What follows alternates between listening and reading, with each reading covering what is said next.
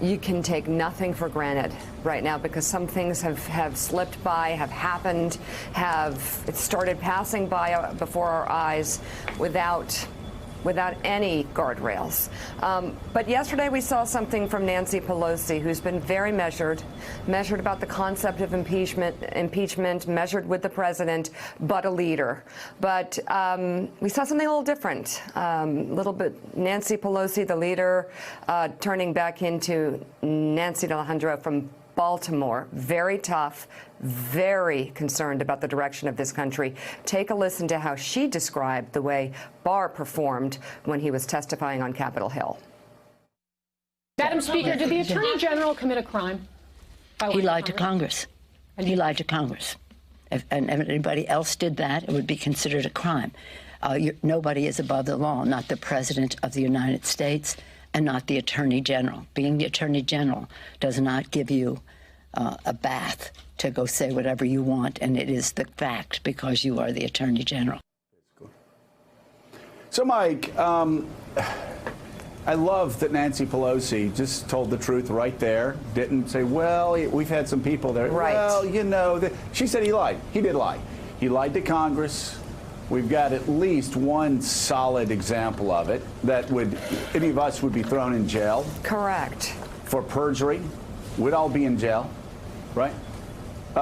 He may have lied to Chris Van Hollen. It just depends on how a grand jury would look at that. But we would still all be sent at least to a grand jury for saying what he said to Chris Van Hollen. On a matter of the utmost public importance, the undermining of the Justice Department's purpose for selecting a special counsel, in the words of Robert Mueller himself. So he has committed perjury, and I personally believe they should start looking into impeachment, an impeachment inquiry, if the rule of law means anything at all. But I'm watching these pathetic hacks on the right, some of whom used to have respectable careers. They've turned themselves into nothing more than Trump enablers, talking about how what Barr did was correct. You look at him lying before Congress and match up what these pathetic hacks are saying about Barr's lying and what they said about Bill Clinton's lying in 1998 and 1999. And suddenly, they're sounding an awful lot like the man who said, it depends on what your meaning of is. They are engaging in legalistic, semantic games, the likes of which William F. Buckley attacked Bill Clinton supporters for doing in 1998.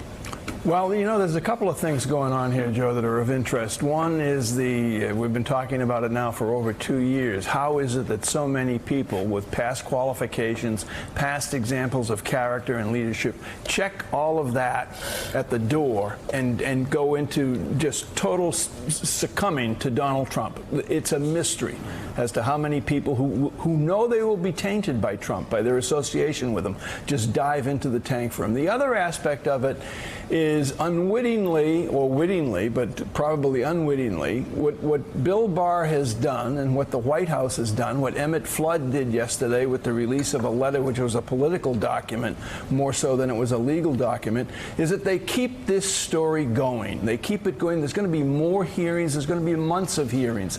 Instead of just sitting back and saying, okay, the thing is over, and responding with candid truth, the Attorney General chose to, as you indicated, and as many have indicated, as Nancy Pelosi just indicated, he lied repeatedly. And he's going to keep this story going. I mean, this story is not going to go away for a long time now.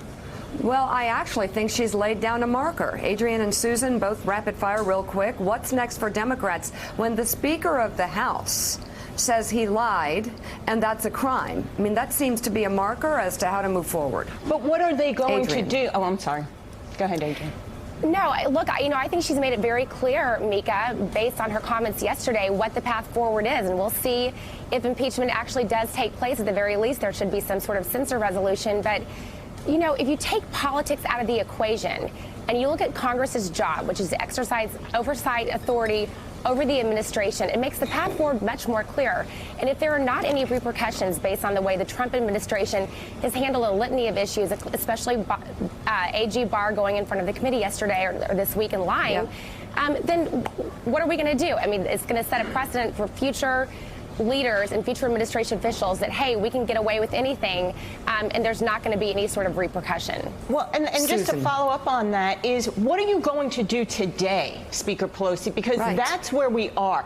We're at a point where empty chairs and fried chicken is not going to cut it. And as Adrian said, you take away politics, you have a constitutional responsibility. Move forward with the impeachment hearings now to show Donald Trump that you are not going to be rolled over. That is where she is, because eventually they're going to have to get to some form of hearing. Bring in Mueller, start the hearings, get it wrapped up, and have a vote by the Senate by the end of the year, and then you can focus on 2020. Because this drip, drip, drip, and no strong action is, I think, really hurting their case. Mika, I don't see how Speaker Pelosi can do anything but proceed to impeachment. She doesn't say things lightly. She doesn't throw out casual statements like that. And credit to Casey Hunt for asking a direct question. Nancy Pelosi thought about it and said a crime was committed. If the Speaker of the House is saying that, that doesn't leave you much wiggle room going forward. That was a big marker. And, you know, I can find you at least 24 Republicans saying during Bill Clinton's impeachment that he is the top law enforcement officer in the land, and we cannot allow the top law enforcement officer in the land to commit perjury. I agreed. But I'll tell you what's even more serious. When you have the Attorney General, oh my God, the top lawyer in the land, who is responsible for deciding who the federal government is going to indict and who they're not going to indict, who they're going to investigate, who they're not going to investigate. He lied. Correct. Not to a grand jury, but to a co-equal branch of government. I can think of few things that would undermine the credibility of the Attorney General and the Justice Department for which he works than committing perjury in front of Americans while testifying to a co-equal branch of government. It's as bad as lying before the United States Supreme Court. I've got to say again, a lot of Democrats didn't like hearing me say this. I think you need to take a pass on impeaching Donald Trump. I think at this point it's now a political battle between the legislative branch and the executive branch. Fight that out. Let the voters decide. In this case, Mika, I don't think the House has any choice. They have to impeach an Attorney General who was caught on tape in front of the American people on April 9th lying under oath to Congress, committing perjury, which, yes, even in the age of Trump, is still a crime. So mark my words, Nancy Pelosi laid down a marker yesterday that this is where it all stops. This is where they're going to push back. And we'll watch that play out.